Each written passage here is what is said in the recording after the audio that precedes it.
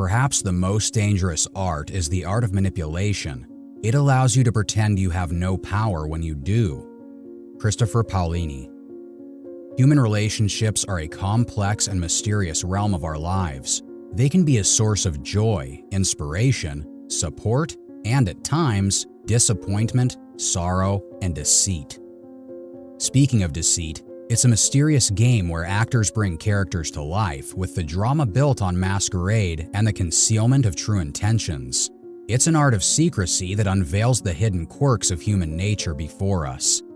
In the world of deceit, the stage is boldly set, and actors play their roles with mastery. Lies become garments that cover true feelings and intentions, like masks hiding faces at a masquerade. Add to all of this human hypocrisy and manipulative tendencies. The manipulator, like a skilled blacksmith, forges swords and hammers from us while we remain nothing but metallic ore, dust, and decay. The person who uses you always has one and the same thing in mind. That thing is their own self-interest.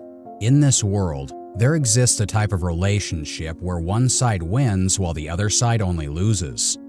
Like a slowly unraveling thread, the person using you unveils their own algorithm, where every step is aimed at satisfying their desires, their needs, and their ambitions.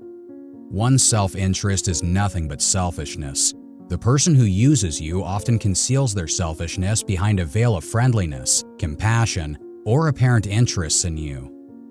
However, upon closer examination, it becomes clear that their interests always take precedence. They may use you to achieve their goals without considering how it affects you. Harper Lee once said, "Sometimes the most dangerous manipulations come from close friends and relatives because they know your weaknesses best." Exposing a friend who uses us can be a challenging and painful process. Initially, we may not want to believe in the questionable actions of our close person. We try to find justifications, explanations, and look for faults in ourselves. However, over time, as the evidence becomes more obvious, we inevitably come to the difficult conclusion: the person we considered a friend is using us. This moment is a real trial for our emotions and psychological well-being. We feel disappointment, hurt, sorrow, and sometimes even a sense of guilt for allowing such a manipulator into our lives.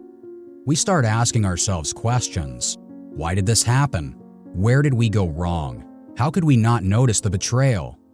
We, as threads in this relationship, become puppets in the hands of a puppeteer whose desires and goals always take precedence over ours.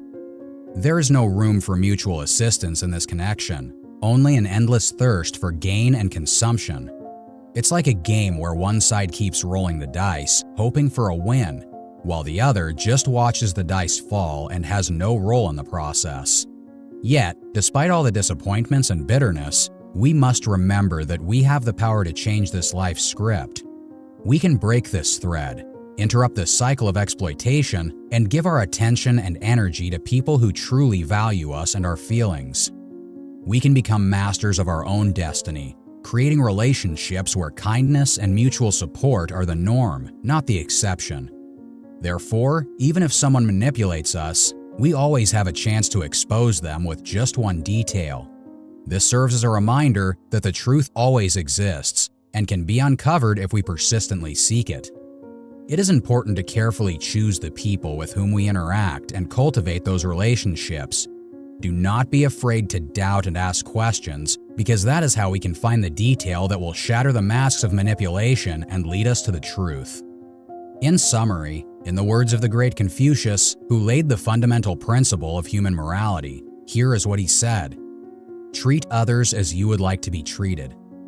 And finally, listen to an instructive tale about manipulation.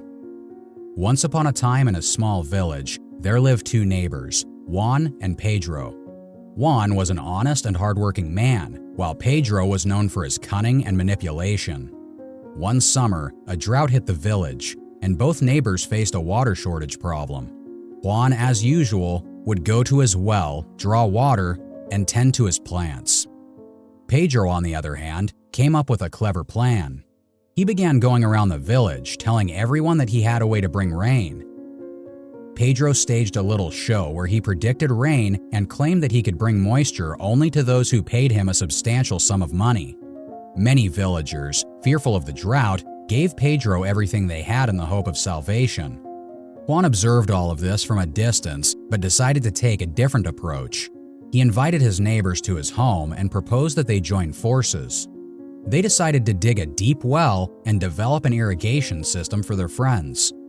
Seeing that this scheme was falling apart because the rain never came, Pedro decided to intervene. He approached Juan and offered his help in exchange for a share of the future harvest. Juan, being a kind and open-hearted person, agreed. At first, Pedro tried to make changes to Juan's plan to benefit himself more. However, realizing that Juan unquestionably knew what he was doing and was monitoring the process, Pedro understood that manipulation would not bring him success. He chose to support Juan in their efforts, and together, they managed to create an efficient irrigation system. Soon after they completed their work, the rain finally came, the harvest was abundant, and all the villagers enjoyed the fruits of their labor. Pedro, understanding the importance of honest cooperation, became a respected member of the community.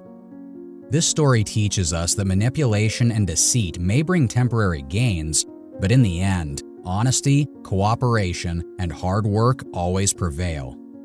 We should strive to achieve our goals through honest and fair means because that is the only way to build long-lasting, strong relationships and achieve true success.